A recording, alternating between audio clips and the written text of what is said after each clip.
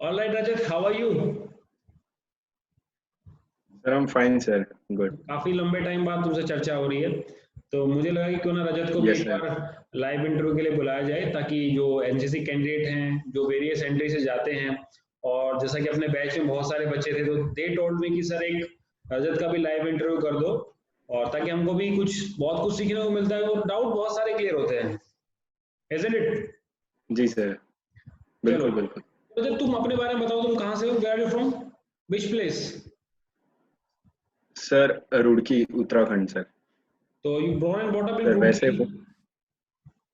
No sir, home town मेरा अल्मोड़ा में है। सो फादर जो थे आर्मी ब्रेड थे, तो हम अलग अलग इंडिया के अलग अलग कोने में गए हुए हैं, मौका मिला है तो एंड हमने रुड़की में किया, यहीं पे घर वर बना लिया। तो हम 9 से यहीं पे पढ़ाई करी sir. I think the 9 best से part 12th and graduation. For a defence dependent या फिर डिफेंस पर्सनली तुम बोल सकते हो कि पूरा घूमने को बहुत मिलता है ना। आफ्टर 3 ईयर बाद वही केवी का ट्रक जो आता है स्कूल में, स्कूल वैन टाइप ठीक है, और बहुत बिल्कुल सारे सर, बहुत केवी पढ़ना, बहुत। और बहुत बहुत एक्साइटिंग होती है ना।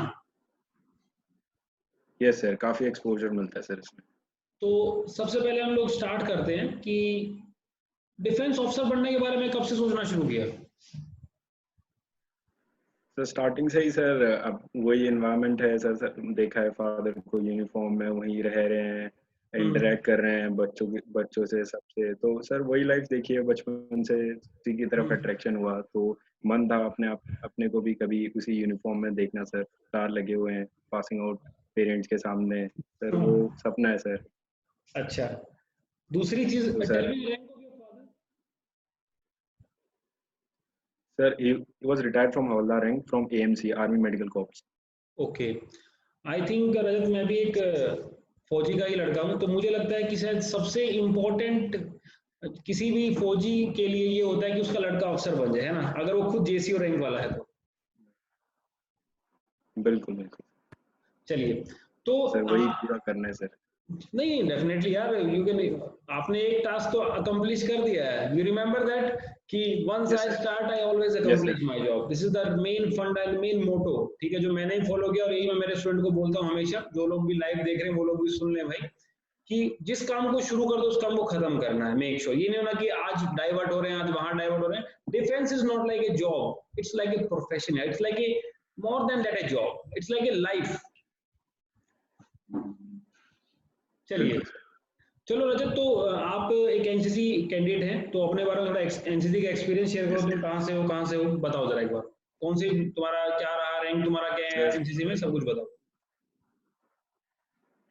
सर मैंने कॉलेज अपनी केएलडीवी पीजी कॉलेज से करी थी, तो उसी में हम्म। मैंने एनसीसी ली अपने फर्स्ट ईयर में। हम्म। और सर मेरी बटालियन थी 84 यूके एनसीसी बटालियन। और हम्म। सर एनसीसी से पहले काफ़ी एवरेज स्टूडेंट था, लेकिन एनसीसी में जो मेरे को प्लेटफॉर्म मिला, मेरे मेरे अंदर काफ़ी क्वालिटीज़ डेवलप हुई। कैंप्स हम्म। गया, कैंप्स में अलग सिचुएशंस में रहा, अलग अलग फ्रेंड्स मिले, अलग अलग सीईओ जेसीओ साहब लोगों के अंडर काम करने का मौका मिला।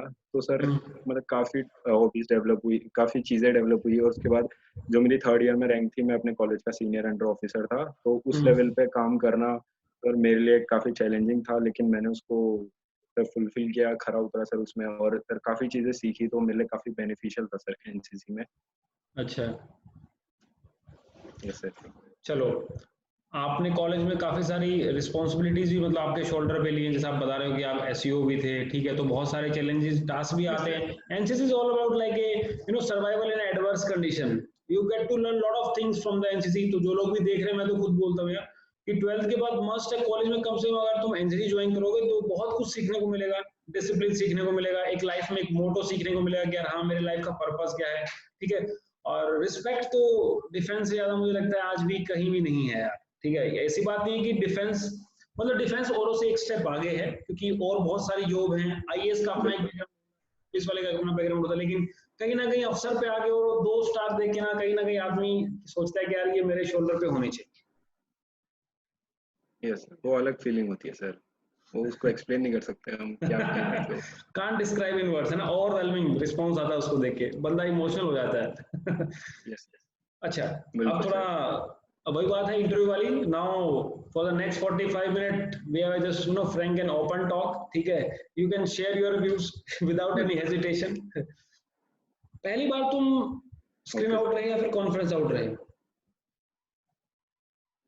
सर, मेरा इससे पहले एनसीसी का ही डायरेक्ट एंट्री थी, डायरेक्ट अटेम्प्ट था, तो उसमें मैं स्क्रीन आउट हुआ था। ये मेरा हम्म, सेकंड अटेम्प्ट था जो कि मैं हम्म, स्क्रीन आउट में घुसा था, लेकिन फिर फ्रेशर में मैं फ्रेशर के साथ मिलके सो फिर ये इसमें रिकमेंड हुआ।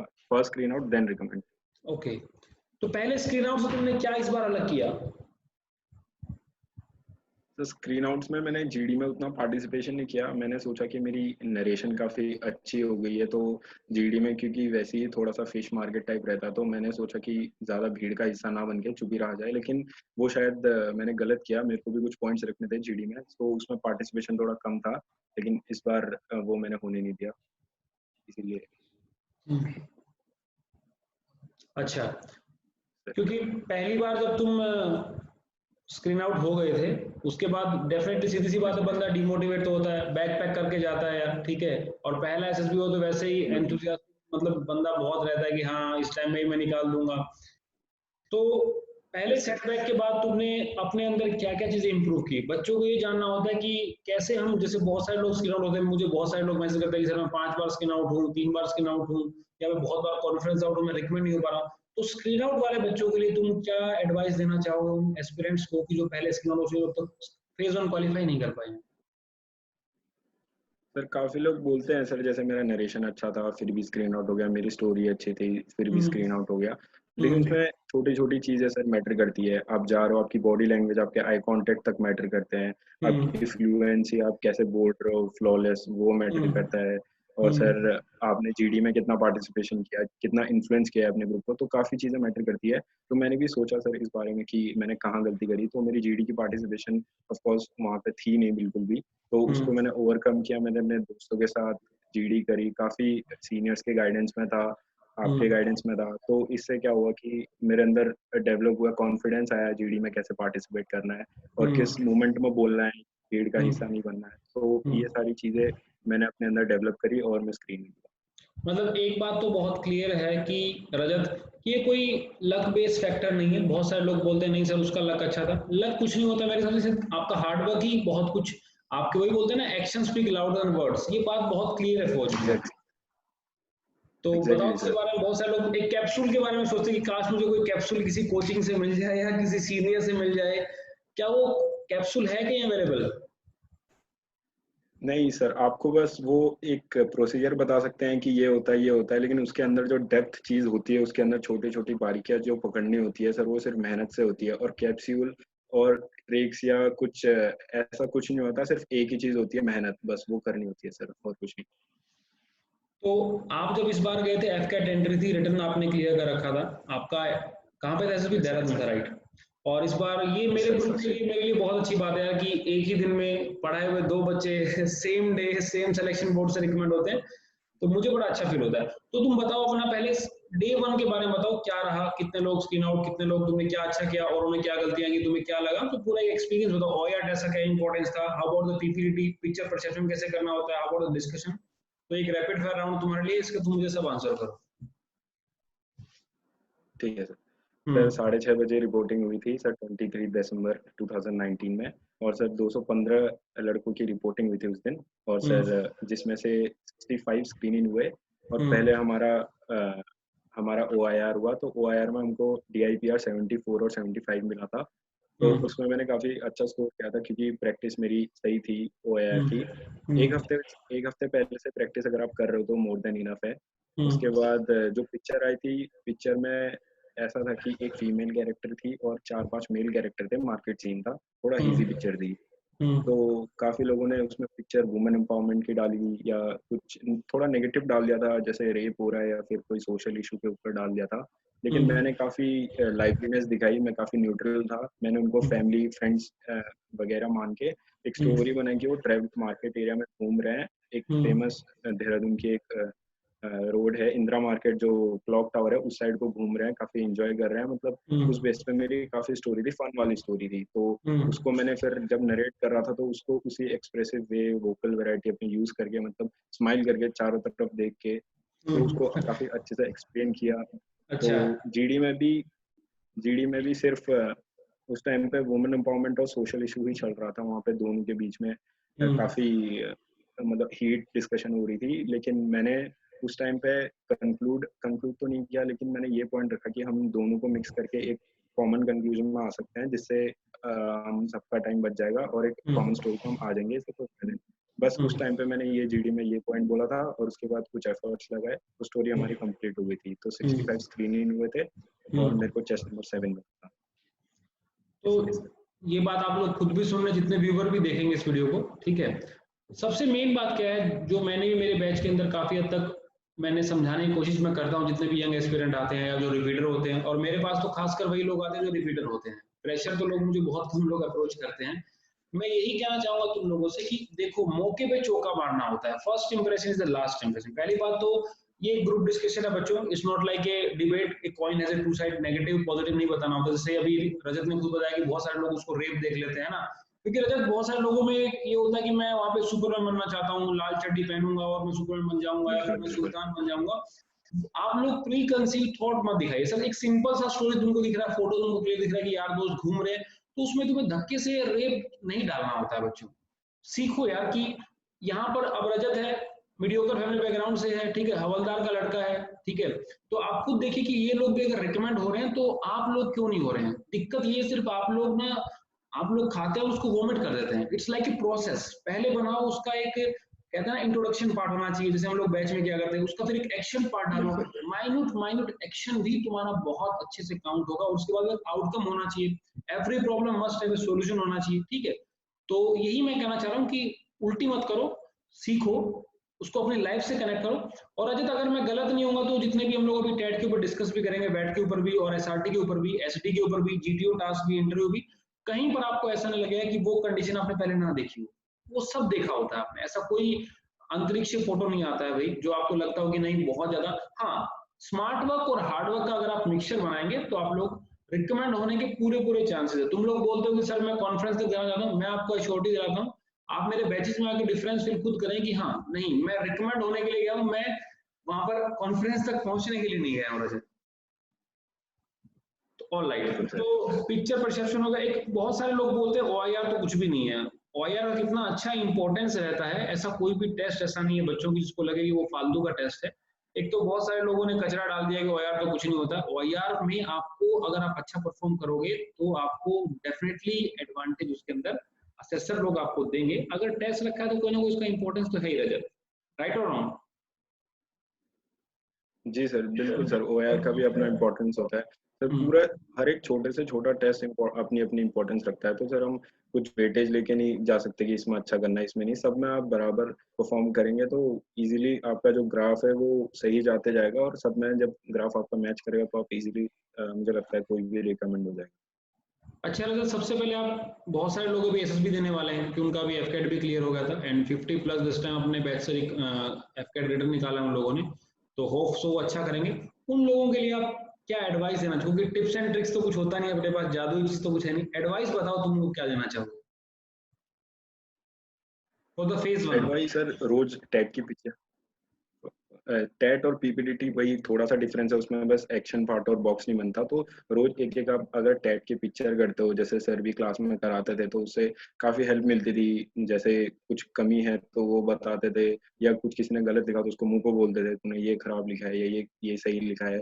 तो ये चीज मेरे को काफी अच्छी लगी क्लास से। तो रोज आप टेट पिक्चर कर रहे हो, रोज एक ऐसा ग्रुप है अगर आपका कि जो एसएसबी देने वाले हैं उनके साथ अगर आप जीडी करते हो रोज, तो इससे धीरे धीरे क्या होता है, आपके अंदर चीजें डेवलप होती है, बोलने की, बोलना सीखते हो आप, कैसे बोलना है, कैसे क्या क्या पॉइंट्स रखने हैं। तो ये छोटी छोटी चीजें होती है। अपनी एसडी पहले से लिख के रख लो, अपनी पीआईक्यू पहले से भर के रख लो, और उसके अकॉर्डिंग आपको क्या क्या क्वेश्चंस आ सकते हैं वो आप पहले से प्रिपेयर कर दो, या अपने फ्रेंड को बोल दो, या किसी को बोल दो कि मेरे से ये सेट ऑफ क्वेश्चन पूछे, ये सेट ऑफ रैपिड फायर पूछे, ताकि आप उसके सामने अगर बोल पा रहे हो इजीली तो वहां पे आपको एकदम से अचानक सा शौक नहीं लगेगा। आपने प्रैक्टिस करी हुई है तो आप वहाँ भी इजीली बोल लोगे। बस यही एडवाइस है सर। अच्छा रजत, एक बहुत सारे बच्चे बार बार मुझसे भी पूछते हैं और हर जगह मैं देखता हूँ कि बहुत सारे लोग कंफ्यूज है। एक मिथ्स होते हैं ना मार्केट के अंदर। पहला मिथ तो ये है कि लोग बोलते हैं सर मेरा इंग्लिश खराब है तो मैं ऑफिसर बन नहीं सकता हूँ। Do you think we are looking for Britisher और we are looking for a common man? Tell us. नहीं sir, they are not looking for diplomats sir. इतनी इंग्लिश चाहिए बस कि आप एक्सप्रेस कर सको अपने आप को। व्हाट यू आर हाँ। Speaking you can express it, and what the other person is saying you can clearly understand it. बस that much of English is sufficient, more than enough. और ऐसा कुछ नहीं है उनको डिप्लोमेट्स नहीं चाहिए, बल्कि मेरे खुद के ग्रुप में इतने अच्छे अच्छे स्पीकर्स थे जो इतने अच्छे अच्छे फ्लुएंसी से बोल रहे थे, इतने अच्छे अच्छे पॉइंट्स मार रहे थे, लेकिन वही है लास्ट में वो आपके अंदर 15 सेट्स ऑफ ओएल की ढूंढ रहे हैं, ना कि कोई डिप्लोमेट ढूंढ रहे हैं या कोई स्पीकर ढूंढ रहे हैं आपके अंदर। तो उसको उसके उससे घबराने की कोई जरूरत नहीं। तो जितने भी व्यूवर्स देख रहे हो भाई, मैं तुमको वही कह रहा हूँ, don't try to be a diplomat, ठीक है, be like a common man, ठीक है, just do your work. I can assure you boys and girls, ये मेरा एक्सपीरियंस है, क्योंकि मैंने मल्टीपल टाइम एसएसबी दी, मल्टीपल टाइम फेल हुआ हूँ। और अगर आपका पढ़ाया हुआ बच्चा रैंक 1 भी ले रहा है, तो मुझे लगता है कि एज ए मेंटर मेरे लिए काफी, वो भी मैंने एक सुकून फील किया है कि चलो मैं बहुत बार फेल हुआ, मैंने क्लियर किया, उसके बाद में फेल हुआ, बहुत सारे सर्टेन रीजन रहे। अब जैसे रजत है वो मेडिकल आउट हो गया, तो मैं इसके पूरे मेडिकल को लेकर मैं डिस्कस करूंगा। लेकिन मैं आप लोगों से एक ही बात कहना, रटो मत यार, समझो प्रोसेस क्या डिमांड कर रहा है तुमसे। What they are looking for, show only those thing. If they are looking for right, show only right. If they are looking for left, show only left. Don't try to be ज्यादा उसमें over smartness में। देखो मैं बहुत सारे बच्चों को ऐसा जानता हूँ रजत, जो क्योंकि लंबा टाइम से पढ़ा रहा हूँ तो मुझे काफी एक्सपीरियंस होगा कि बहुत सारे लोग बहुत अच्छा इंग्लिश बोलते हैं ना, जिससे कॉल सेंटर में कहा how how may help you, yes sir. मतलब उनका टोन एक्सेंट मतलब बहुत अच्छा होता है, लेकिन स्टिल बिल्कुल। दे गॉट रिजेक्टेड यार, जस्ट बिकॉज क्वालिटी नहीं है यार, क्वांटिटी तो है, रट्टा तो मार लिया, अच्छा बोल भी दिया, may be they will become a good, मतलब वो एक अच्छे न्यूज एंकर बन सकते हैं, बट एक ऑफिसर बनने के लिए we are looking for something else. अच्छा रजत, एक बात और तुमने अभी बिल्कुल सर। ओएलक्यू का जिक्र किया तुमने अभी, ऐसा कौन सा ओएलक्यू है यार जो उनमें से, मेरे हिसाब से ओएलक्यू हर एक बंदे के अंदर वो सारे होते हैं, it's I think it's all about to express those OLQ in 15 in 5 days, right ना? Yes sir. यस। क्योंकि जैसे हम लोग देखते हैं reasoning ability, stamina, courage, sense of responsibility, ये हम लोग डे टू डे लाइफ में कहीं ना कहीं रजत हम फॉलो करते ही हैं। Without those things I think no one can survive, right और रॉन्ग, बताओ अपना एक्सपीरियंस बताओ इस बात के ऊपर। बिल्कुल सर, ओएलक्यू तो हमारे अंदर कहीं ना कहीं होते हैं, लेकिन हम अपने आप को डिस्कवर नहीं करते, सेल्फ इंट्रोस्पेक्ट नहीं करते, तो हमें पता नहीं चलती है चीज़ें कि क्या है क्या नहीं है। लेकिन आप धीरे धीरे आप देखोगे, आप ऑर्गेनाइज, आप जो डेली वर्क करते हो, जो आपने रूटीन बनाया, अगर आप उसको कर रहे हो तो वही ऑर्गेनाइजिंग तुम्हारा फैक्टर आ जाता है उसके अंदर। तो छोटी छोटी चीज़ें आप देखोगे, आप अगर ऑब्जर्व करोगे अपने अंदर, तो वो चीज़ें कहीं ना कहीं आपके अंदर है। बस आपको उसको बाहर निकाल के आगे एक्सप्रेस करना है अपने पिक्चर्स में, अपने टैट में, अपने एसआरटी में, अपने जीटीओ में, अपने इंटरव्यू में। तो रजत थोड़ा सा टीएटी के बारे में बात करते हैं, ठीक है, ब्लैंक स्टोरी के बारे में हम लोग चर्चा करेंगे, उसमें क्या लिखना चाहिए, क्योंकि यूट्यूब पर दुनिया भर के वीडियो यस पड़े सर। हुए, बहुत सारे लोग उसमें कंफ्यूज भी रहते हैं कि मैं क्या लिखूं। सपोज रजत के लिए कोई चीज अच्छी है, हो सकता है मेरे लिए वो चीज अच्छी ना हो, क्योंकि फिंगरप्रिंट तो किसी के सेम नहीं होते ना Rajat, everybody have a different personality. तो टीएटी के बारे में बताओ, कैसे टाइम को मैनेज किया, ठीक है, क्या क्या डिफिकल्टी तुम्हारे उसमें आई, ठीक है, क्या क्या कैसे तुमने उसको ओवरकम किया, बताओ। सर टीएटी की मेरी काफ़ी अच्छी प्रैक्टिस थी, मैं काफ़ी टाइम से स्टोरीज बनाता अपने ग्रुप के साथ, और अनअकैडमी में भी सर के ग्रुप में भी काफ़ी रोज नई नई पिक्चर्स मिलती थी, डिस्कशंस होते थे। तो वो आइडियाज़ वैसे वैसे जैसे हमारी डेली लाइफ में गुजरते, जैसे कि मैं एनसीसी का स्टूडेंट हूँ, कैंप्स मैंने करे हुए हैं, तो वो जो पिक्चर है मेरे को कहीं ना कहीं मैं कनेक्ट कर देता था वो पिक्चर, और एक स्टोरी, अच्छी स्टोरी, जैसे एक इंट्रोडक्शन पार्ट होता है अच्छा, और उसमें जो मेन कंटेंट होता है वो तुम्हारा एफर्ट्स का होता है, देन एंडिंग लाइन जो तुम्हारे 2-3 लाइन होते हैं एंडिंग के। सो ऐसे ऐसे करके मैंने काफ़ी अच्छी प्रैक्टिस करी थी। तो जो जो मेरे को पिक्चर्स दिखे, पिक्चर्स भी काफ़ी नॉर्मल थे, एक दो नेगेटिव पिक्चर थे, लेकिन उससे घबराने की ज़रूरत नहीं है। आपने कहीं मूवीज़ में देखा होगा, जैसे मेरे एक पिक्चर में था कि किसी की बॉडी जा रही है, डेड बॉडी जा रही है किसी आर्मी पर्सनल की, तो वो टीवी में हम देखते हैं, तो स्टोरी मैंने उस हिसाब से बनाई कि ये अपने टाइम का काफ़ी अच्छा जाना माना ऑफिसर था, इसने लड़ा वहाँ, इसने मतलब एक एरिया मैंने बोल दिया था, इस एरिया में मिलिटेंट्स के साथ मुठभेड़ हुई और उसके साथ ये शहीद हो गया, तो उसके बाद ये अपने गांव वापस आया, तो काफ़ी लोग मोटिवेट हुए, उसके आसपास जितने लड़के थे, यूथ था, मोटिवेट हुआ ऑफिसर बनने के लिए, तो उसका गांव उसको बहुत मानता है। तो ऐसा करके पूरी एक स्टोरी बना दी, जैसे कि हम देखते हैं रियल लाइफ में भी, न्यूज़ में भी देखते हैं, ऐसा होता है। तो ऐसे ऐसे करके लाइफ से जो जो चीज़ें आपके आसपास गुजर रही है, वो आप स्टोरीज में अगर कनेक्ट करते हो, तो आपकी जो एक नेचुरल चीज़ होती है वो स्टोरीज में आपके साइकोलॉजी में निकल के आती है, जो कि फिर आप जीटीओ में भी अगर आप वही नेचुरलिटी के साथ करोगे और साइड में भी वही बोलोगे जो आपने किया है, तो वो सारी चीज अपने आप मैच होते रहेंगे और आपका ग्राफ एकदम स्ट्रेट जाएगा। अच्छा, जैसे बहुत सारे लोग फिल्मी स्टोरी बहुत बनाते हैं, मतलब जो हम लोग नहीं कर पाते हैं। जैसे हम लोग सुल्तान मूवी के अंदर देखते हैं कि एक बंदा है 4 लोगों को पीट रहा है, ये कहीं ना कहीं रियलिस्टिक नहीं है। सीधी सी बात है यार, वो 4 लोग उसको पीटेंगे। तो मेरा सब जितने व्यूअर हैं उन लोगों से ये भी कहना है यार, जैसे मैंने ग्रुप पे हमेशा डिस्कस करा है रजत, मैंने कभी भी कोई स्टोरी आपके ऊपर इम्पोज नहीं की होगी मेरे हिसाब से कि इसके ऊपर यही लिखो, ऐसा कुछ भी नहीं है। आपकी लाइफ में आपने क्या एक्सपीरियंस किया, लेकिन उसको अच्छे से चैनलाइज थॉट से। रजत, मुझे लगता है कि साइड टेस्ट में बहुत सारे बच्चे फेल इसलिए होते हैं कि वो थॉट्स को चैनलाइज नहीं, थीम तो पकड़ लेते हैं लेकिन वो चैनलाइज नहीं कर पाते उसको अच्छे तरीके से। बताओ, एक्सप्लेन करो थोड़ा सा। बिल्कुल सर, जैसे आप कोई हीरो बना रहे हो तो हीरो अगर उसको वो डेजिग्नेशन दी नहीं आपने, आपने उसको एक कॉलेज गोइंग स्टूडेंट बनाया और आप देख रहे हो कि कॉलेज गोइंग स्टूडेंट ने अस्पताल बनवा दिए, स्कूल बनवा दिए, ऐसे ऐसे करके लोग स्टोरीज बनाते हैं कि जा रहा है कल, इसने प्रैक्टिस करी 1 महीने में गोल्ड लेके आ गया, ओलंपिक चला गया, या छोटी छोटी छोटी चीजें हैं। आप ऐसा मत करो, आप प्रैक्टिकलिटी ग्राउंड में रहो। जैसे एक लड़का कॉलेज गोइंग स्टूडेंट क्या क्या कर सकता है उसके दायरे में रह के सोचो, या फिर आप उसको डेजिग्नेशन कुछ बढ़ा दे दो तो आपका मेन कैरेक्टर है।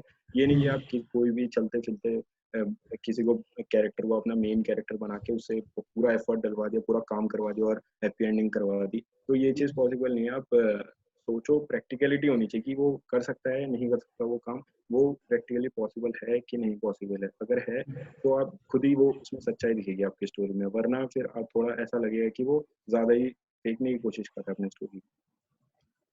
मैं यही कह रहा हूँ तुम लोगों से, जो लोग वीडियो देख रहे हो, कि एक तो भाई करमचंद बनना है, अवार्ड चंद नहीं बनना है। अपने को हुसैन बोल्ट का गोल्ड मेडल नहीं लेके आना है, पहले मैं तुमको बता दूं। जैसा बिल्कुल सर। राजा भी तुमको बताएगा, ठीक है ना, कि तुम लोग सोचते हो कि एकदम फ्रैक्शन ऑफ सेकंड में हुआ और आज वो एकदम गवार था, कल वो करोड़पति हो गया। ये पॉसिबल नहीं है रियल लाइफ में, आप लोग खुद भी देखते होंगे, किसी को भी देख लो यार। You know everything, success always demand time यार। यू नो डे नाइट में ऐसा कुछ भी चेंज नहीं होता, और वो नॉर्मल वीडियो के साथ चेंज कभी नहीं हो सकता है। ठीक है, तुम सोचो आज मैं कुछ भी ना बोलूं, कल मैं रिकमेंड हो जाऊं, बहुत सारे लोग बोलते हैं मैं कुछ नहीं पढ़ा। रजत, मैं मुझे लगता है कि जो बच्चे आज के एसएसबी देने जाते हैं वो हर कोई एकदम बाल की खाल निकालता है, वो हर कोई पढ़ के जाता है। एम आई राइट और रॉन्ग? बिल्कुल सर, सबकी प्रैक्टिस होती है सर, कोई पीछे नहीं हटता। कंपटीशन काफी बढ़ गया है तो सर सभी प्रैक्टिस करके आते हैं, एक से एक होता है sir. Neck to neck competition, right ना? चलो, बिल्कुल सर। ब्लैंक स्टोरी तुमने क्या लिखा रजत? सर ब्लैंक स्टोरी मेरी एनसीसी पे ही रिलेटेड थी। हम्म। सर मैंने अपनी स्टोरी इसमें बनाई थी कि मैं एनसीसी में सेकंड ईयर में मैं वो राजपथ नहीं जा पाया था। मेरा सपना था सर राजपथ में परेड करने का। तो हम्म। सर उसमें मैं परफॉर्म नहीं कर पाया, तो उसको मैंने कैसे ओवरकम किया, और फिर मैं अपने थर्ड ईयर में मैंने कैसे पैरा बेसिक कोर्स किया और फिर और ग्रेटर हाइट्स अचीव करे, एसईओ बना, फिर काम किया। तो ये पूरा स्टोरी में मैंने पहले से प्रिपेयर कर रखी थी और उसी को मैंने ब्लैंक स्टोरी में उसको स्टोरी मतलब स्टोरी प्रेजेंट करी। चलो, ये भी सही है भाई। तो ब्लैंक स्टोरी का आप लोग जान गए ना, अपना एक एक्सपीरियंस बेस बनाओ यार। तुम बीटेक बैकग्राउंड से हो, तुम उसमें क्या कर सकते हो, वो एक ब्लैंक स्टोरी खुद को सोचो, तुम उसमें क्या कर सकते हो। स्पोर्ट्स बैकग्राउंड से हो तो अपने बैकग्राउंड से लिखो। एक मुझे लगता है यस कि सर। नेचुरलिटी एक साइकोलॉजिस्ट को बहुत पसंद आती है रजत।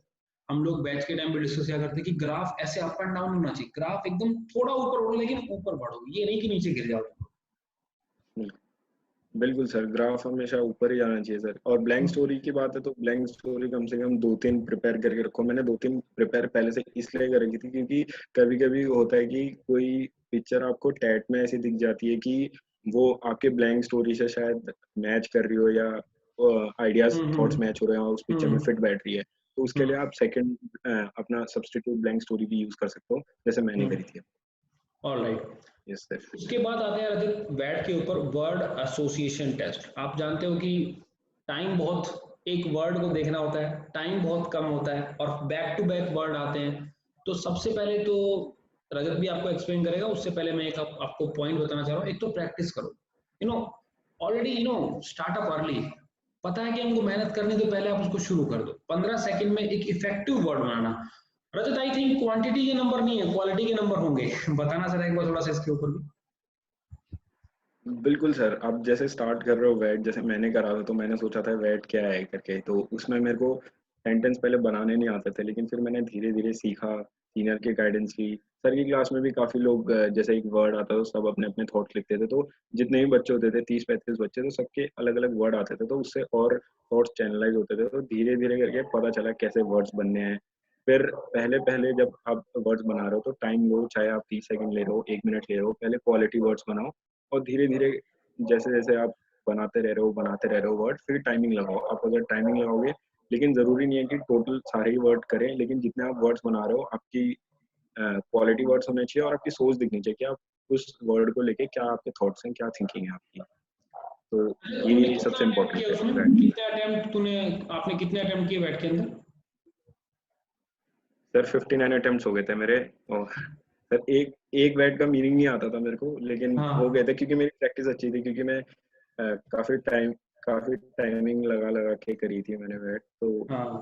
तब हो गई थी सर 59। देखो मैं सब लोगों से बता रहा हूँ, बहुत डाउन टू अर्थ है रजत, लेकिन मेहनत दिख रही है कहीं ना कहीं यार।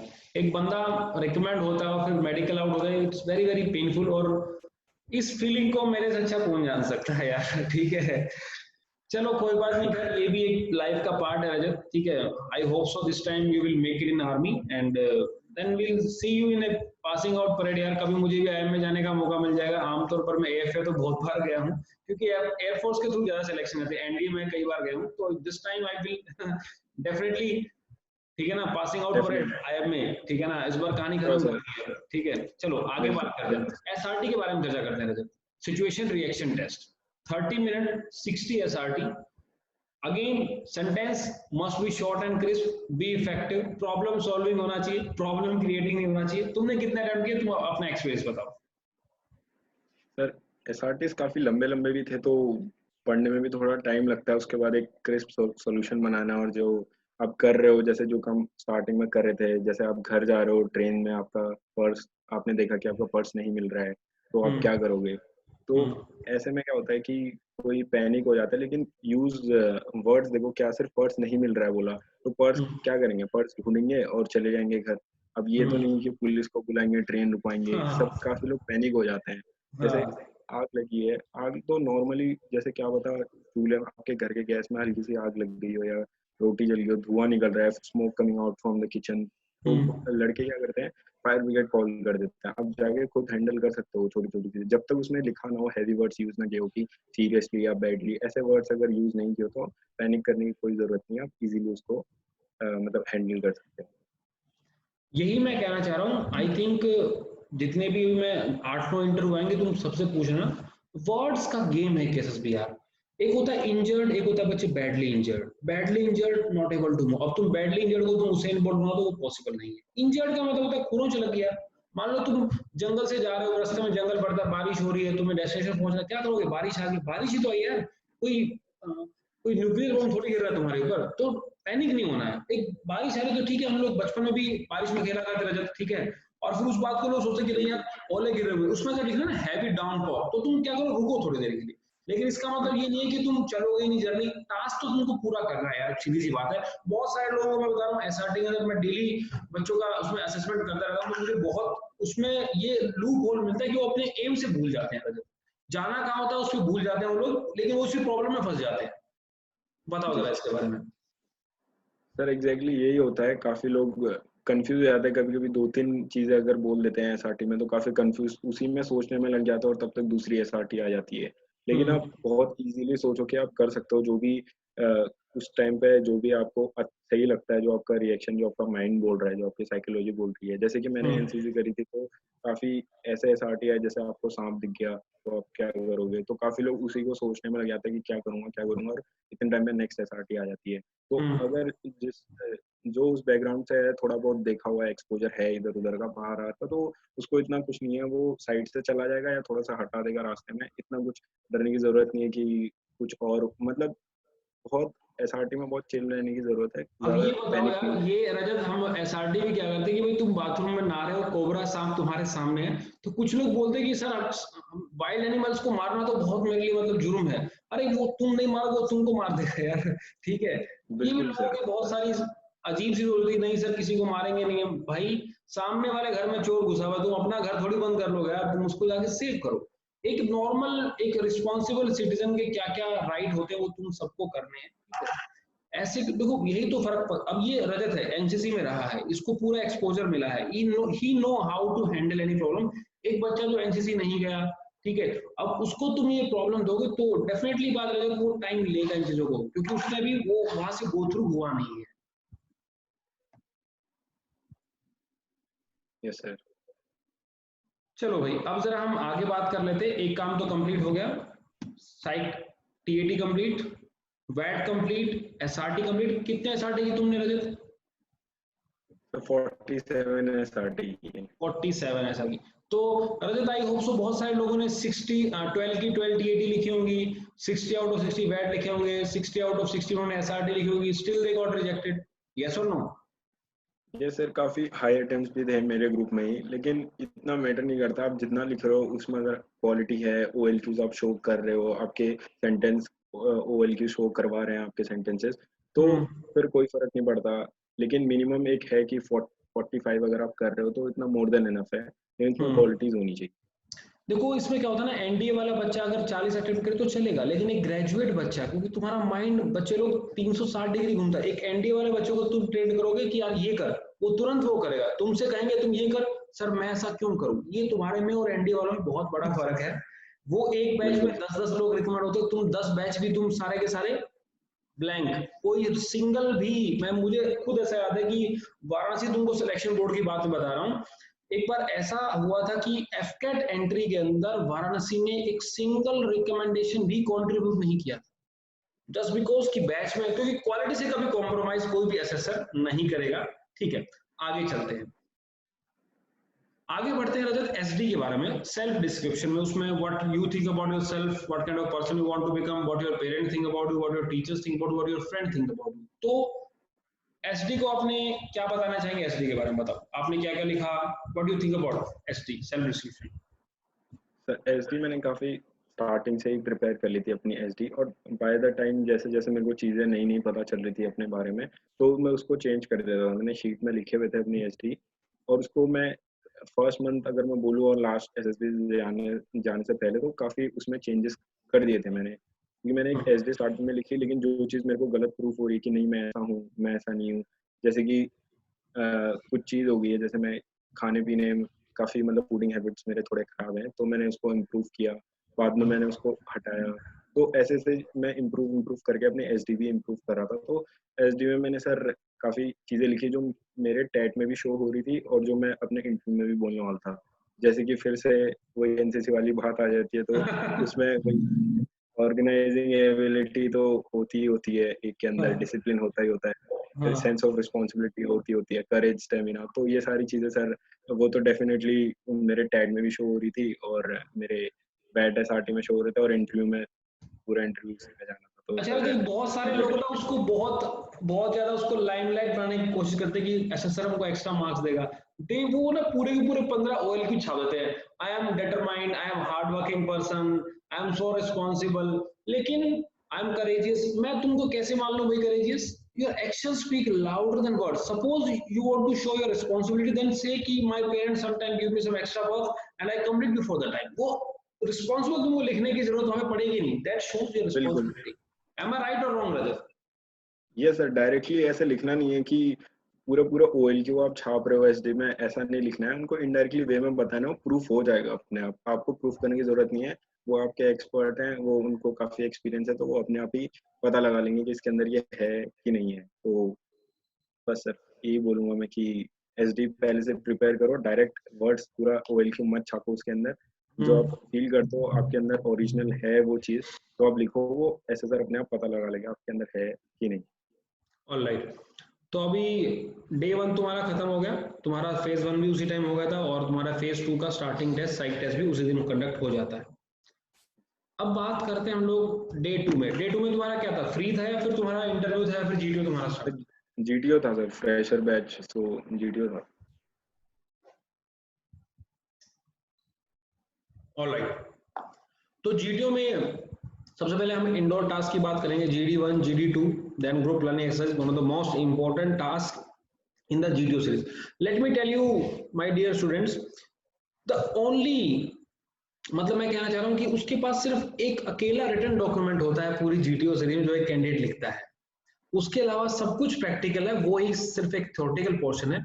तो मैं आपसे पर्सनली तो बोलूंगा कि उसको तुम सीखो लिखना क्या है, वो हम रजत से डिस्कस भी करने वाले हैं, तो उसको भी आप देखिएगा. एक सब लोगों से रिक्वेस्ट है भाई, इस वीडियो के डिस्क्रिप्शन बॉक्स में मेरे बहुत सारे लिंक गिवन है, मेरा टेलीग्राम लिंक गिवन है, मेरा प्रोफाइल लिंक गिवन है, मेरे बहुत सारे बैचेस चलते हैं, और इसी के डिस्क्रिप्शन बॉक्स में मेरा यहाँ पर एक कूपन कोड भी है, दैट इज प्रतीक दलाल. मेरा तुम नाम लिखोगे बिना किसी स्पेस के, तो आपको वहां से 10% का ऑफ भी मिलेगा. तो मेरे बैचेस में आप एनरोल कीजिए, जैसे मैं सिलेक्शन आपको मेरे सामने दिख ही रहे हैं अभी आपके 1 to 1 करके, आपको 9 to 10 रिकमेंडेड कैंडिडेट्स की वीडियो दिखाऊंगा मैं आपको, और आपको उनसे बहुत कुछ सीखने को मिलेगा. तो रजत बताओ यार, GD1 में, GD2 में क्या टॉपिक थे, क्या हीटेड आर्गुमेंट हुआ, फिश मार्केट कैसे हैंडल किया, और बहुत सारे लोग ये बोलते हैं कि सर इतनी ज्यादा भीड़ में GTO कहाँ हमको सुनेगा, तो ये सारे मिथ क्लियर करो बच्चों के यार. सर GD1 हुई, 10 बच्चों का ग्रुप था हमारा. तो सर GD1 में क्योंकि वो चॉइस देते हैं पहले स्टार्टिंग में, तो स्टार्टिंग में हमारा मेक इन इंडिया और वुमेन एम्पावरमेंट में चॉइस थी. तो सब लोगों ने वुमेन एम्पावरमेंट को आगे रखा और उस पर डिस्कशन चलाया. तो सर वुमेन एम्पावरमेंट में काफ़ी सही डिस्कशन था, काफ़ी लोगों के पास बहुत ज़्यादा पॉइंट थे. थोड़ा हेटेड हुआ क्योंकि ऐसा होता है सर, ये एक रात पहले सर सब अपनी, सर शकुनी होता है सबके सब, सर कोई वो नहीं होता है, मतलब कुछ दिखाता है कि एक पॉइंट बोलना, एक पॉइंट मैं बोलूंगा. तो सर ऐसा कुछ नहीं होता. मैं खुद 2-3 लड़कों ने, मेरे ग्रुप वालों ने बोला कि ऐसा ऐसा बोलेंगे, लेकिन जैसे GD स्टार्ट हुई तो फिर उन्हीं उन्हीं को देख रहा था. मैं सोचा था यही थे क्या मेरे से जो बात कर रहे थे कल. तो मतलब, तो अगर मतलब काफी हुआ, लेकिन फिर मैंने भी मौके देखे. सर ऐसा होता है कि भीड़ में आपको नहीं बनना होता है, भीड़ नहीं बननी होती है. एक पॉइंट ऐसा आता है जब सबके पॉइंट, एक साइलेंस आता है बीच में, हमेशा देखना कि ऐसा भसड़ हो रही होती है ग्रुप में, और बीच में एक 1-2 सेकंड के लिए पॉइंट सबके सूख जाते हैं. तो उस एक टाइम पे पीक टाइम आपका आता जो है हमेशा. पॉइंट है, हाँ. हाँ, टाइम होता है, तो उस टाइम पे जो आपका पॉइंट है वही एक मौका होता है. अगर उसमें भी आपने सबको चुप करा के आप अपना पॉइंट ही भूल गए, तो फिर और उससे फिर वो खराब क्या चीज होगी. लेकिन और आप अपना रजत, पॉइंट अपने पे लिए फोकस रखो. अपॉर्चुनिटी क्रिएट करनी पड़ती है, nobody will give you the opportunity. और वो आपको डायलॉग याद होगा, बिल्कुल. अपने बैच में जो चलता था, हे भगवान सबका भला कर बट शुरुआत मेरे से कर.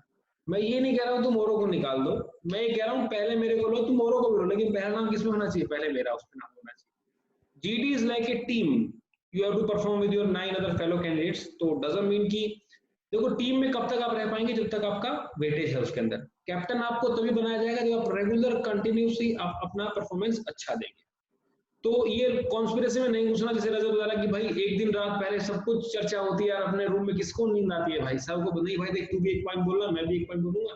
भाई GTO के माथे पे कुछ लिखा नहीं है कि वो बेवकूफ है, ठीक है ना, इज वेरी इंटेलिजेंट यार, ठीक है. तो कंटिन्यू करो रजत आगे फिर.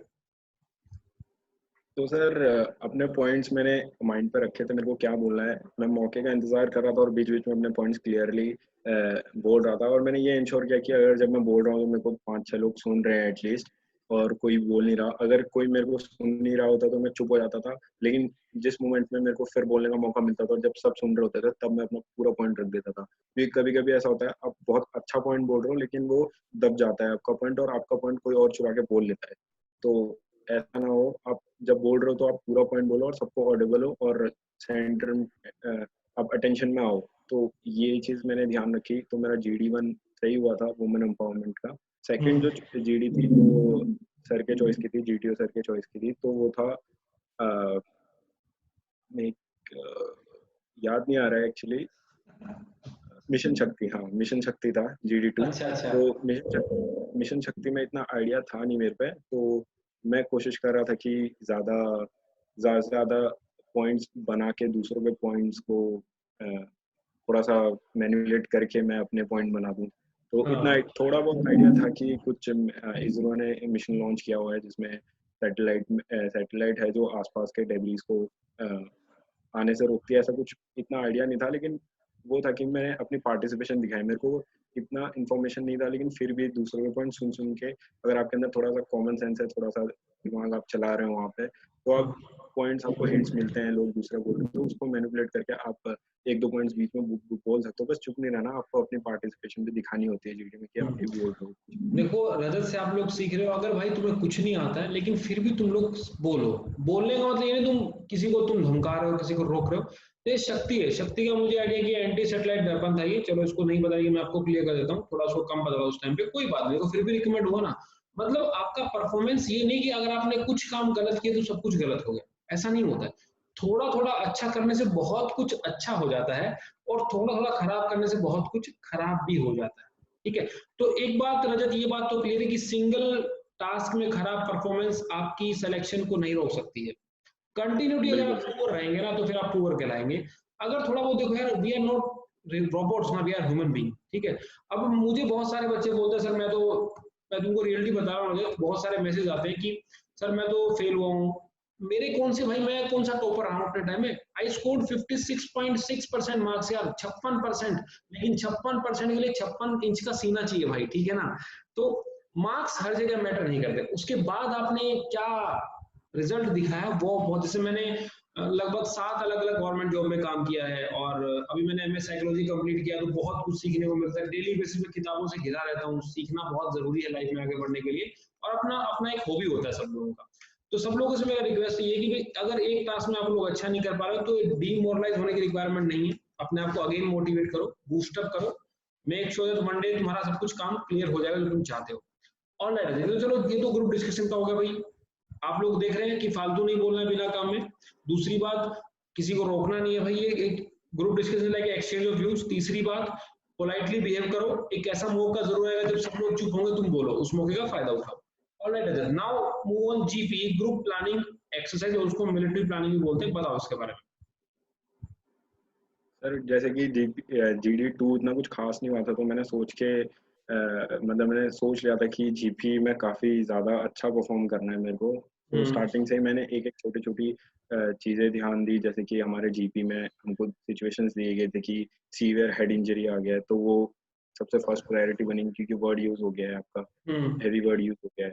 तो देन बॉम्ब वाला एक होता है, फिर देन एक रॉबरी वाला हो गया, और उसके बाद एक छोटी प्रॉब्लम आती है जिसमें किसी की नाव ढह गई या किसी की गाय गुम हो गई, ऐसे प्रॉब्लम्स आते हैं। और एक होता है कि आपको एंड में पहुंचना है, तो छोटे छोटे चीजें, छोटे छोटे, जैसे कि वहां पे किसी ने नोटिस नहीं किया, जो हमारा था मतलब जो मॉडल था उसमें एक साइड में एनसीसी कैंप लग रहा था, तो मेरे को फिर से दोबारा एनसीसी का फायदा मिल गया। तो क्योंकि एनसीसी कैंप है तो वहाँ पर व्हीकल्स और मैन पावर बहुत ज्यादा होती है, तो वो पॉइंट किसी ने उठाया नहीं, लेकिन मेरे को एडवांटेज मिला दोबारा।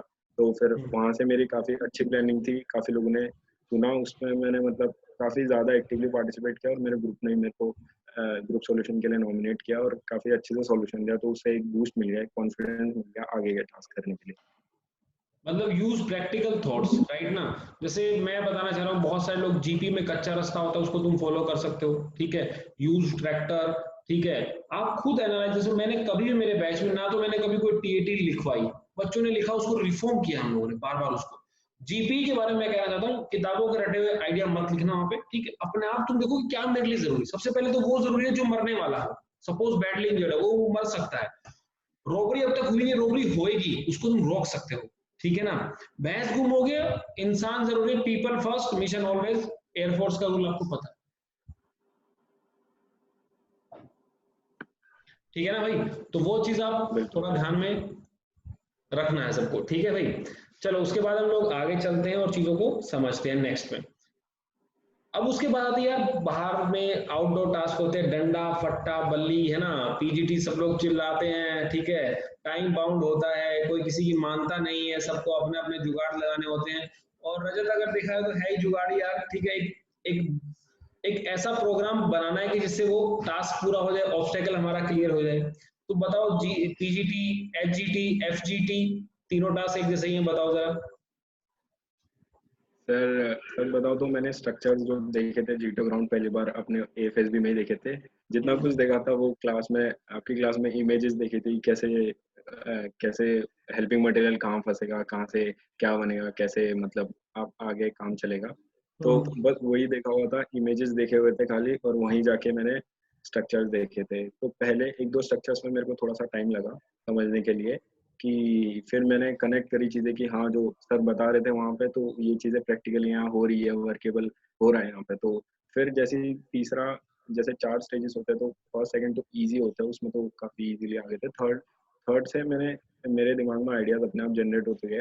आप जब अगर स्ट्रक्चर को ध्यान से देख रहे हो कि क्या है, आप हेल्पिंग मटेरियल देख रहे हो, तो आप आइडिया पिक्चराइज कर लो कि आप, जैसे आपके पास बल्ली, आप पिक्चराइज कर लो कि यहाँ से लगाओगे तो इतना आइडिया होना चाहिए कि यहाँ से कहाँ तक पहुंचेगा ये, इसके बाद आपके पास क्या हेल्पिंग मटेरियल और आगे क्या स्ट्रक्चर है। तो इतना अगर आपके अंदर इंटेलिजेंस है तो आप इजीली ग्रुप टास्क भी कर सकते हैं। तो मेरे से फोर्थ, जो हमारा फोर्थ था, जैसे कि फोर्थ तक तो पहुंच नहीं पाता है, कंप्लीट हो नहीं पाता है, लेकिन हमारे फोर्थ स्ट्रक्चर में एक आइडिया जो मैंने दिया वो वर्केबल था, और हमारा जो फोर्थ स्ट्रक्चर था वो भी हमने, जो फोर्थ स्टेज था वो भी हमने कर लिया, तो काफी बूस्टअप हुआ मैं। उसके बाद से मेरे एचजीटी में आइडियाज आए। कमांड टास्क भी मेरे को काफी अच्छा मिला, बॉम्ब टास्क वाला कमांड टास्क मिला, जिसमें जीटीओ सर ने मेरी डिफिकल्टी भी काफी बढ़ा दी थी, येलो कर दिया था पूरा स्ट्रक्चर, जिसमें मैं हेल्पिंग मटेरियल टच कर ही नहीं सकता था। लेकिन कहीं ना कहीं एक आइडिया वो देखना चाहते हैं, और अगर आप स्ट्रक्चर ध्यान से देख रहे हो, आप दिमाग लगा रहे हो थोड़ा सा, इतना कुछ हार्ड नहीं होता, हेल्पिंग मटेरियल देखो, स्ट्रक्चर देखो, कोशिश करो फिट करने की, हो जाता है। तो वो भी हो गया था सर, इजीली, कोई बड़ी बात नहीं है। ओवरऑल ये यूज प्रैक्टिकल अप्रोच, पहली बात तो ये हुई। दूसरी बात, सबसे मेन होता है जीटीओ टास्क के अंदर जीटीओ की ब्रीफिंग।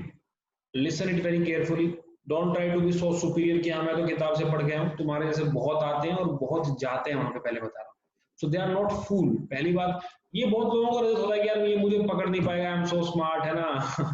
तो फौज में 1.5 शामों की भर्ती नहीं है भाई। हम आमतौर पर ये समझ जाएगा 1.5 शाम क्या होता है, क्योंकि ये भी एनसीसी में रहा है, तो कई बार गाली भी सुननी पड़ती थी भाई, और कई बार डांट भी सुननी पड़ती थी।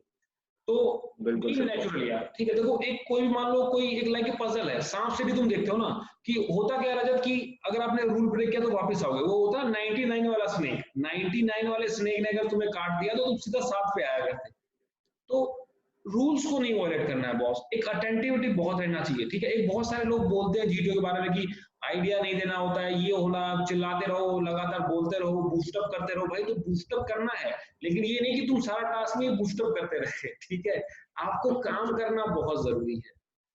देखो उसमें लूप होल कौन कौन से बच्चे, उसको ध्यान से स्ट्रक्चर को ऑब्जर्व करो यार। एक अपना ना एसएसबी हो, जैसे मैं खुद मैथ पढ़ाता हूँ, ठीक है, तो मैं अर्थमेटिक मैथ हो चाहे एडवांस मैथ हो, ऑब्जर्वेशन बहुत जरूरी है भाई। कई बार ऑप्शन से ही क्वेश्चन निकल जाते हैं, ठीक है ना।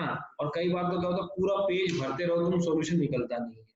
तो इसीलिए ग्रुप के साथ काम करो, वर्क इन ए ग्रुप, ठीक है। फोर्सेस का मतलब ही ग्रुप होता है, अकेले अलोन कुछ नहीं होता है डिफेंस में, राइट अजय। इवन जो रूट होते हैं उसमें भी एक अकेले बंदे को कहीं स्टे नहीं कराते, उसके अंदर भी 4-5 बच्चे होते ही होते हैं, अकेला किसी को कुछ नहीं होता। चलो कमांड टास्क के बारे में बात करेंगे। अब हर कोई बच्चा बोलता है सर मेरे को तो बॉम्ब वाला टास्क मिला फिर भी नहीं हुआ। बच्चे आपने अच्छा परफॉर्म नहीं किया, इसीलिए आप फेल हो गए। अंडरस्टूड ना। अब रजत तुमको बताएगा कि कमांड टास्क में आपने किसको हेल्पर बुलाया, ठीक है, क्या क्या उसने कहा आपसे, उससे पहले आपका थोड़ा सा एक इंटरव्यू लेता है जीटीओ, क्या पूछा उसने, तो बताओ एक चीज। सर जीटीओ ने कमांड थोड़ा टास्क में लाउड बुला बोलना के, Rajat, speak loud little bit. Yes sir. Sir GTO ने कमांड टास्क में बुला के अब मेरे बारे में पूछा, सिटी के बारे में पूछा, और एसएसबी की तुमने तैयारी कहाँ से करी, ये सारी चीजें पूछी थी। उसके बाद जब मैंने हेल्पर, एज अ हेल्पर बुलाया, तो उन्होंने रीजन पूछा था कि हेल्पर क्यों बुलाया इसी पर्टिकुलर चेस्ट नंबर को। तो उसमें ये नहीं बोलना होता कि ये मेरा दोस्त है या अच्छा है, मेरे यहाँ से आया है, मेरे हाँ, रिश्तेदार है, वो सब। मेरा रूममेट वहाँ पे वैलिड, है। बिल्कुल बिल्कुल, तो वहाँ पे वैलिड रीजन देने पड़ते हैं कि इसकी आर्म स्ट्रेंथ है, या इसका हाइट ज्यादा है, इसका वेट ज्यादा है, मेरे को इस टास्क के लिए इसकी जरूरत, इस चीज की जरूरत थी। तो वहाँ वैलिड पॉइंट्स देने होते हैं, और अपने हेल्पर्स को पहले विश करके उनको एक्सप्लेन भी करना होता है कि हमारा टास्क क्या है, हमें क्या करना है। क्योंकि कोई कोई क्या होता है, अपने हेल्पर्स को ही नहीं करता और खुद ही सारा काम करने लग जाता है। तो उस टाइम पे आप कमांडर हो तो आपको हेल्पर्स के भी इस्तेमाल करना है, और खुद भी काम करते रहना, और हेल्पर्स को भी काम करवाना है, तो बैलेंस रखना है। एक बात मैं सबको बताना चाहता हूँ, एक अच्छा लीडर वही होता है जो एक अच्छा हेल्पर भी हो, ठीक है। सपोज यार आप फ्लाइंग ऑफिसर हो, तो आपको कल को स्क्वाड लीडर बनना है भाई, तो स्क्वाड लीडर के ऊपर विंग कमांडर भी होता है, लेकिन स्क्वाड लीडर से नीचे एक फ्लाइट लेफ्टिनेंट भी होता है, एक फ्लाइंग ऑफिसर भी होता है। तो एक कोऑपरेशन बहुत जरूरी रहता है। अगर आप एज ए कमांडर हो तो अपने टीममेट्स को पहले बुलाओ, उनको डजंट मीन कि वो तुम्हारे गुलाम है भाई, पोलाइटली बात करनी है।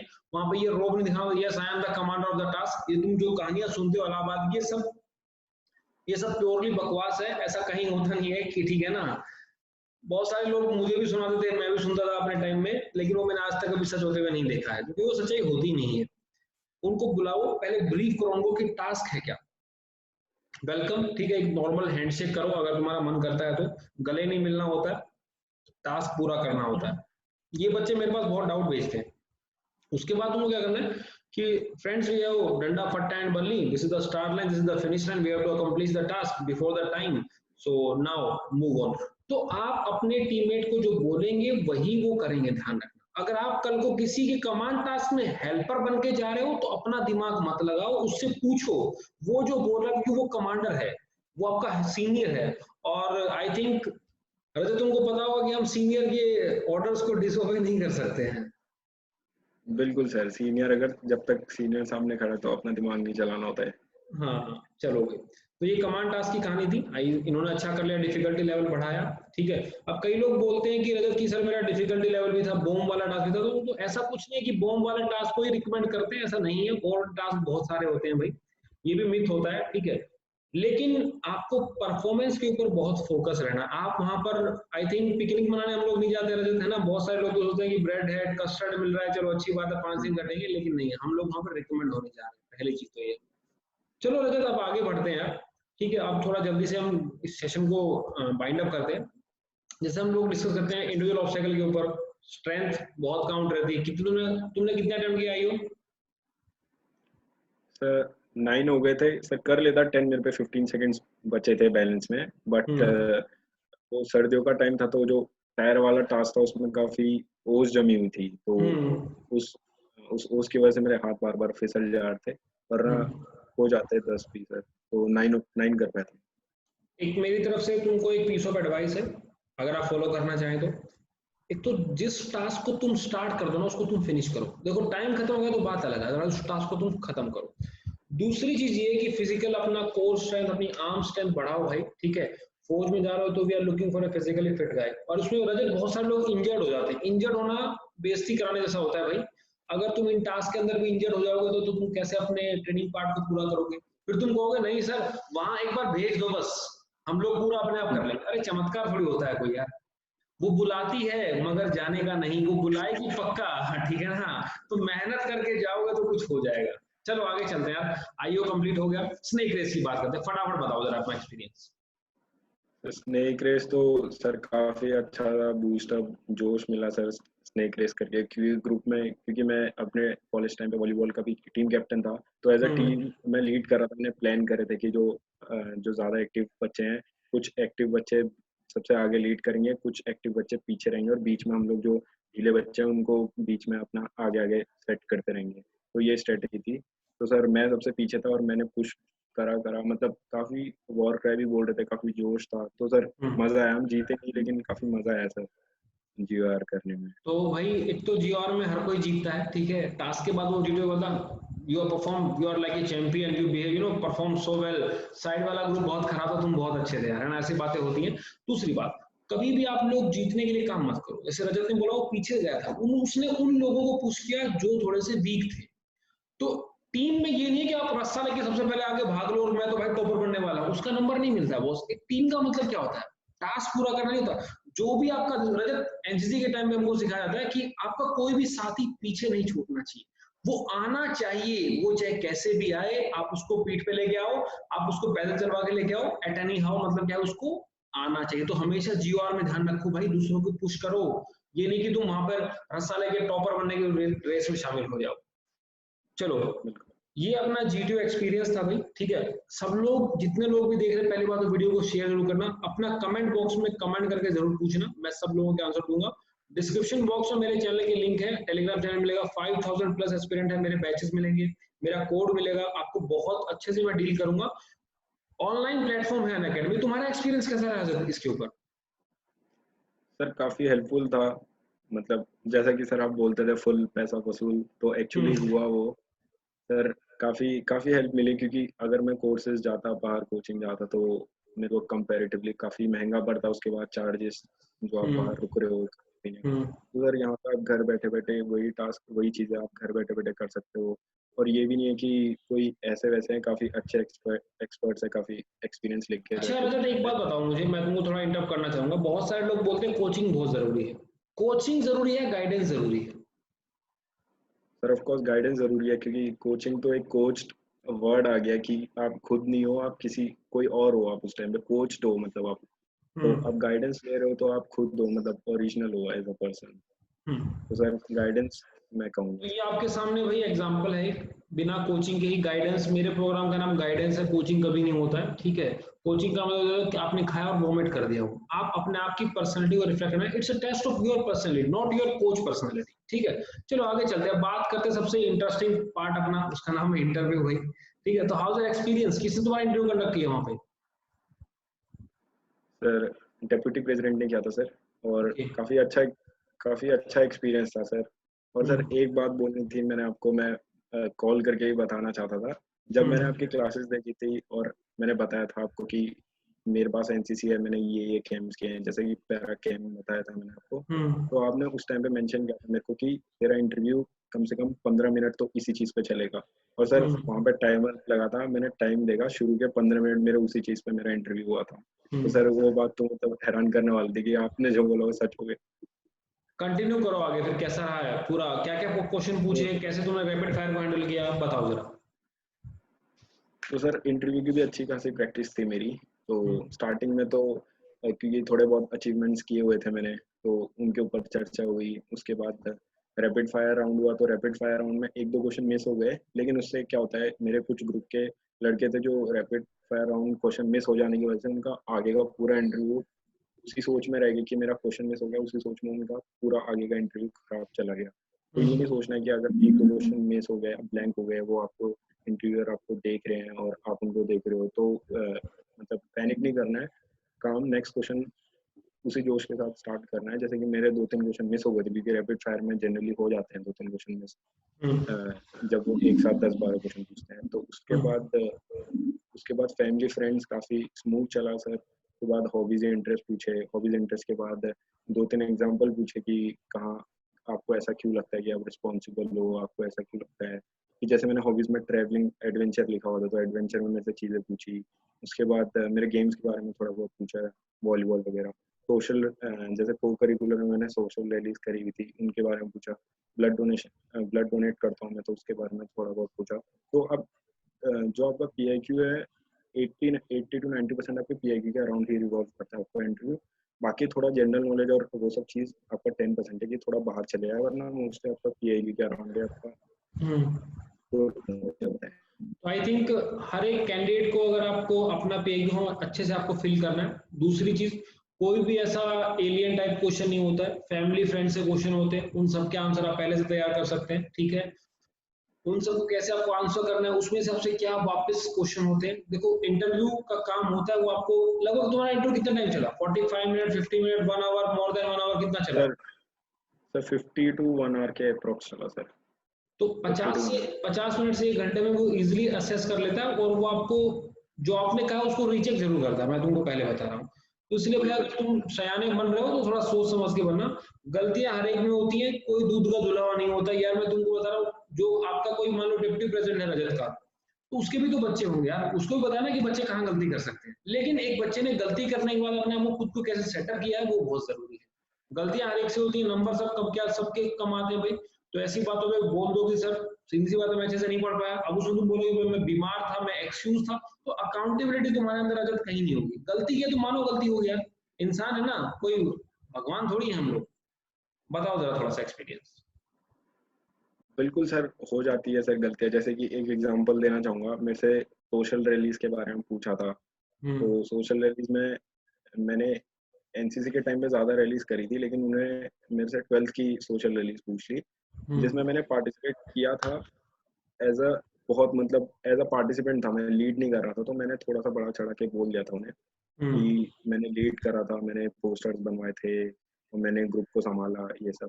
तो उन्होंने वहीं पे मेरे से पूछा कि पोस्टर्स, स्लोगन्स बनवाए थे जो, आप 2-3 स्लोगन्स मेरे को सुनाओ, मतलब बोलो। हम्म। तो उस टाइम पे क्योंकि मैं थोड़ा सा, तो सर मैंने साफ बोल दिया था सर कि इतना याद नहीं है, लीड नहीं था बट पार्टिसिपेट जरूर किया था सर। तो हाँ। हो जाती है गलतियाँ, लेकिन ये है कि आप एक्सेप्ट करो उस चीज़ को।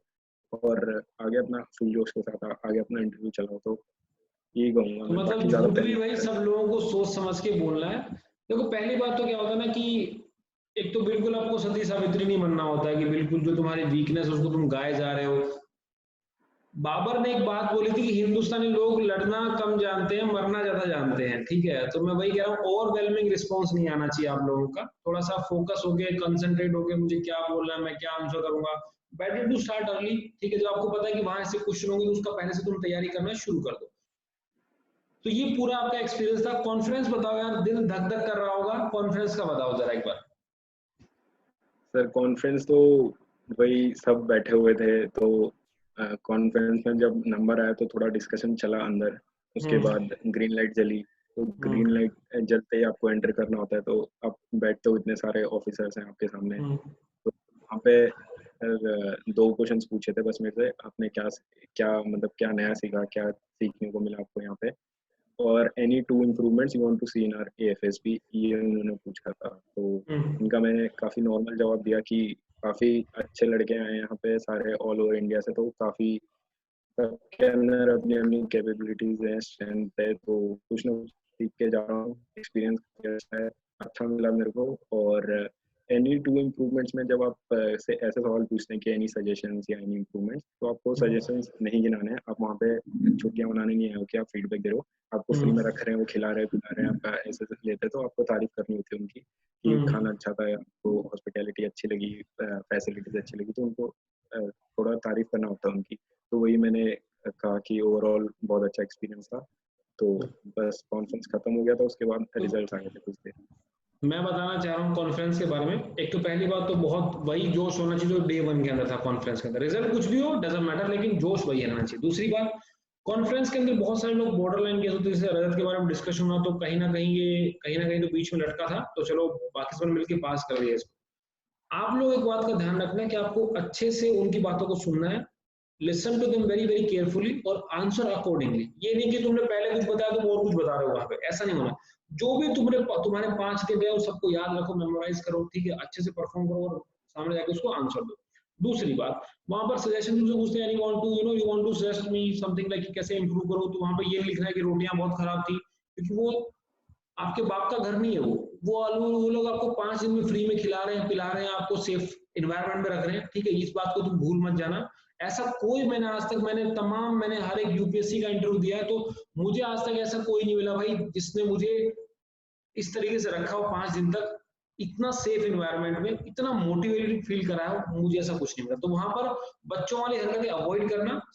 It was all good sir, all well, you know, food was good, stay was good, everything is good sir. ठीक है, I don't want to improve anything, I think it's quite fine, ऐसा करके ignore करो। ठीक है, तो result में भाई कितने लोग रिकमेंड हुए बताओ जरा। सर हमारे बैच में टोटल 8 बंदे रिकमेंड हुए थे, जिसमें से पहला चेस्ट नंबर जो बोला था, पहले तो वो थोड़ा सा मोटिवेट करते हैं कि डोंट बी दोबारा डिसहार्टेंड आना इफ यू। है, घबराना नहीं है, नेवर गिव अप एटीट्यूड। बिल्कुल सर, तो उन्होंने थोड़ा मोटिवेट किया। उसके बाद चेस्ट नंबर जैसे ही अनाउंस होने लगे, तो चेस्ट नंबर 3 जो था मेरे ग्रुप का, उसका चेस्ट नंबर सबसे पहले बोला, और उसने अपनी डेट ऑफ बर्थ और उनको अपना डेट ऑफ बर्थ और नाम बताना था। तो उसके बाद जैसे ही चेस्ट नंबर 3 के बाद मेरा आया, मेरा चेस्ट नंबर 7 था, तो मैं अपना डेट ऑफ बर्थ ही भूल गया था, क्योंकि वो अलग ही ऐसा हो गया था कि मैं पूरी जब बॉडी खड़ा में हुआ करंट था। आता है, मैं कहाँ हूँ यार। तो यस सर, वो डीएसओ सर भी बोल रहे थे, तो डेट ऑफ बर्थ ही भूल गया था मैंने। जो याद आ रहा था मैंने गलत डेट ऑफ बर्थ बताया, मैंने सही डेट ऑफ बर्थ नहीं बताया, बस नाम सही बता दिया। तो उसके बाद बाहर निकला, हमको लगेज वगेज के लिए जाना था, बाकी आगे के डॉक्यूमेंटेशन वर्क के लिए। तो बाकी मेरे पीछे और 6 लड़के रिकमेंड हुए थे। हाँ। और और सर फिर बाद में डॉक्यूमेंटेशन वर्क हुआ। 27 को हम लोग रिकमेंड हुए थे, करीब 2 बजे, और 8 बजे तक हमारा डॉक्यूमेंटेशन वर्क कंप्लीट हुआ था, फिर ये हम लोग घर डॉक्यूमेंटेशन चले। वाला काम बहुत हेक्टिक होता है, एक पेज के ऊपर बार बार आपको साइन करना पड़ता है, और उस टाइम तो बंदा बोलता है बस ले आओ, कहाँ मुझे साइन करने हैं बस। वो मतलब वो 7th फ्लोर पे यार, उस दिन दिमाग चल रहा होता है कि अब तो मैं टॉप वर्ल्ड पे हूँ। ठीक है, तो रजत सेशन बहुत अच्छा रहा। ठीक है, मेडिकल के ऊपर भी जल्दी हम एक वीडियो और बनाएंगे, मेडिकल में क्या क्या रीजन रहे, मैं अपना एक्सपीरियंस भी शेयर करूंगा, तुम अपना एक्सपीरियंस भी शेयर करना कि क्यों ऐसे ऐसे, मतलब क्या क्या रीजन रहते हैं मेडिकल में रिजेक्शन के। कुछ ऐसे रीजन होते हैं जिनको हम इम्प्रूव कर सकते हैं, लेकिन मेडिकल का मैं वीडियो तभी आपके साथ लेके आऊंगा जब आप इस वीडियो को शेयर करेंगे। चैनल पे नए हो तो सब्सक्राइब कर लो, और आप मुझे ज्वाइन कर सकते हैं, मेरा नाम प्रतीक है, और मेरा भी एक चैनल जिसका नाम डिफेंस गुरुजी है, उसको भी आप करिए। मेरे बैचेस में आइए, आपको टॉप क्वालिटी की चीजें पढ़ाई जाएंगी और विद फुल असेसमेंट के साथ में कि आपने क्या गलत किया, आपको आपकी गलतियां बताई जाएंगी। यहाँ पर हम आपको खाना बनाना सिखा सकते हैं बच्चे, ठीक है, आपको पैक खाना नहीं मिलने वाला मेरे पास, आपको खाना खुद पकाना पड़ेगा कि इसमें क्या डालो, आपके टेस्ट के अकॉर्डिंग डालिए, हर एक का पर्सनैलिटी अलग अलग है। देखो यार अगर वही बात है, मानसरोवर में दो लोग रहते हैं, एक तो बगुला रहता है, एक हंस रहता है, एक मछली खोजता है दोस्त और एक मोती खोजता है, तो दोनों में फर्क है। आप क्या बनना चाहते हो भाई? और एक बात तुम ध्यान रखना रजत, हमेशा लाइफ ना, कभी भी ना, हर नीम के पेड़ को कोई पत्थर नहीं मारता दोस्त। नीम का पेड़ देखा है, निगोली होती है उसमें, खट्टा होता है, कोई पत्थर नहीं मारता, लेकिन आम के पेड़ के ऊपर हर कोई पत्थर मारता है। तो something is big waiting for you Rajat, make sure that and I am always with you, ठीक है। और मेरे को इधर से पार्टी भी लेना है, ध्यान रखना क्योंकि तू रिकमेंड हुआ है ठीक है, तो डेफिनेटली सर, मिलने आऊंगा सर आपसे। तो विल सी यू, ठीक है। लेकिन उस दिन पार्टी का ज्यादा मजा होगा जिस दिन आईएम में ओटी में कभी मुलाकात होगी, तो मैं बताऊंगा यार चलो मेरा पढ़ाया बच्चा वहां पे चल रहा है, ठीक है, बड़ी खुशी मिलेगी यार। And make sure that God bless you, ठीक है, विल सी यू सून, ठीक है। तो catch you later, bye bye, see you, ठीक है, bye thank you bye, sir, okay bye, thank you very much. Okay bye.